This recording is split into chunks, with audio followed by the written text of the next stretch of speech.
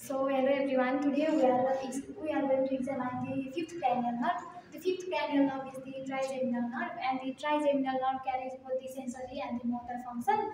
So we will examine both the sensory function and the motor function. The sensory function is examined by the pain sensation, touch sensation, pressure sensation, vibration sensation, and the temperature sensation. And the motor function is examined by looking the symmetry of the jaw, palpitation of the temporalis and the masseter, deviation of the jaw movement against the resistance, jaw jerk and the corneal reflex. So अब हामी अब यसको हामीले गर्नुपर्ने fifth cranial नर्भमा चाहिँ यति sensory र motor function मात्र हेर्ने हो, एकदमै इजी छ। सो अब हामीले सेन्सरीदेखि स्टार्ट गर्दाखेरि चाहिँ सुरुमा चाहिँ हामीले अब पेन सेन्सेसन कसरी गर्ने भन्दाखेरि अब हामीले चाहिँ जुन चाहिँ ब्लड प्रिक गर्दाखेरि ल्यान्सेट युज गर्थ्यो नि, त्यो ल्यान्सेट लिने अनि त्यसले चाहिँ हामीले अब हामीले के भन्छ सेन्सरीले चाहिँ हाम्रो क्युटेनियस सेन्सेसन क्यारी गर्छ अरे फेस र स्काल्पदेखि। सो हामीले त्यो ल्यान्सेट लिएर मैले जुन जुन एरियामा यहाँ टच गर्छु त्यो एरियामा टच गर्ने, लाइक यहाँ यहाँ यहाँ यहाँ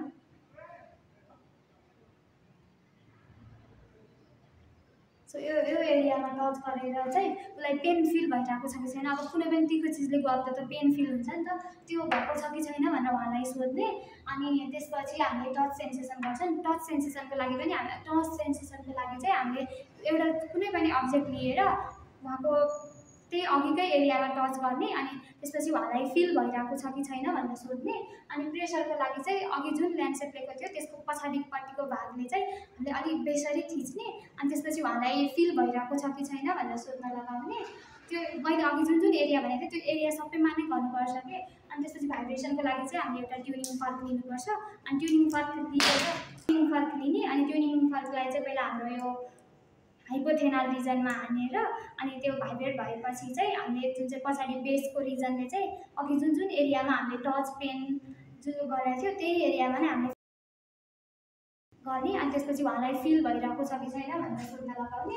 अनि त्यसपछि लास्टमा टेम्परेचरको लागि चाहिँ के गर्नुपर्छ भनेपछि हामीले दुईवटा टेस्ट ट्युब लिनुपर्छ। अनि दुईवटा टेस्ट ट्युब लिएपछि चाहिँ एउटामा हट वाटर राख्ने अनि अर्कोमा चाहिँ कोल्ड वाटर राख्ने। अनि त्यसपछि त्यसलाई चाहिँ अब हामीले जुन सब्जेक्ट हुनुहुन्छ उहाँलाई चाहिँ अब टेस्ट ट्युब लिएर यहाँ यो एरियामा राख्ने अनि त्यसपछि उहाँलाई तातो फिल भइरहेछ कि चिसो फिल भइरहेछ भनेर सोध्न लगाउने। यसमा चाहिँ हामीले सेन्सरीमा चाहिँ यति गर्दा हुन्छ। अब मोटरको लागि चाहिँ के गर्नुपर्छ भन्दाखेरि हामीले सिमेट्री अफ दि ज हेर्नको लागि चाहिँ उहाँलाई चाहिँ हामीले गर्न लगाउने। गरेर चाहिँ हामीले चाहिँ उहाँको ज हेर्नुपर्छ। ज कतिको कुनै साइडमा धेरै गएको छ कि एउटै साइडमा लाइक सिमेट्री छ कि छैन भनेर हेर्नुपर्छ।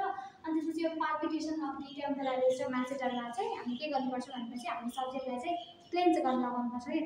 क्लेन्ज गर्न लगाएर यो र यो एरियामा हामीले उहाँको पाल्पेट गर्नुपर्छ। अनि त्यसपछि डेभिएसन अफ दि जमा चाहिँ हामीले के गर्नुपर्छ भनेपछि उहाँलाई गर्न लगाएर त्यही ज डेभिएट भएको छ कि छैन। लाइक अब कुनै पनि प्यारालाइसिस, अब फिफ्थ क्रेनियल नर्भ प्यारालाइसिस भएको छ या मोटर फङ्सन प्यारालाइसिस भएको छ भनेपछि हाम्रो यो जुन चाहिँ प्यारालाइज साइडतिर चाहिँ हाम्रो ज डेभिएट हुन्छ कि हो त्यो हेर्नुपर्छ। अनि त्यसपछि ज मुभमेन्ट अगेन्स्ट रेजिस्टेन्समा चाहिँ के गर्नुपर्छ भनेपछि जुन चाहिँ त्यो एउटा क्युट पोज छ नि हो यस्तो गरेर चाहिँ अलिक बेसरी यस्तो गर्न लगाउने गर्न लगाउने। अनि त्यसपछि उहाँको त्यो जको मुभमेन्ट हेर्नुपर्छ। अनि जर्कमा चाहिँ के गर्नुपर्छ भनेपछि हामीले चाहिँ उहाँलाई गर्न लगाएर लाइक गर्न लगाउने यस्तो गरेर हाल्दा चाहिँ उहाँको अलिक बेसरी हाल्दा चाहिँ उहाँको बन्द हुन्छ। जर्कमा चाहिँ हामीले त्यति हेर्नुपर्छ। अनि कर्नियल रिफ्लेक्समा चाहिँ हामीले एउटा कटन लिएर हाम्रो आँखाको कर्नियामा चाहिँ हामीले त्यो छोयो भनेपछि त्यो आँखा चिम्लिन्छ नि त, आँखामा कुनैतिर परिरहेछ भनेपछि त हाम्रो त्यो मोटर फङ्सन सही छ भनेपछि त आँखा चिम्लिन्छ नि त। सो त्यो हेर्नु पऱ्यो। सो हामीले सेन्सरी र मोटर फङ्सनमा हेर्ने कुरा चाहिँ यति नै हो।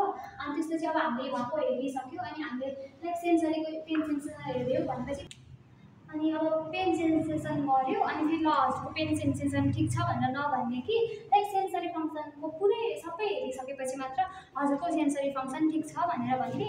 अनि मोटर फङ्सनको पुरै हेरिसकेपछि मात्र हजुरको मोटर फङ्सन ठिक छ भनेर भन्ने। लाइक अब हामी पेन सेन्सेसन हेर्छ अनि हजुरको पेन सेन्सेसन ठिक छ अनि फेरि टच सेन्सेसन हेर्छ अनि टच सेन्सेसन ठिक छ भनेर चाहिँ नभन्ने। अनि दुवै सेन्सरी र मोटर हेरिसक्यो भनेपछि चाहिँ हामी के भन्नुपर्छ भनेपछि हजुरको चाहिँ फिफ्थ क्रेनियल नर्भ चाहिँ ठिक छ, is found to be normal or is intact भनेर भन्ने।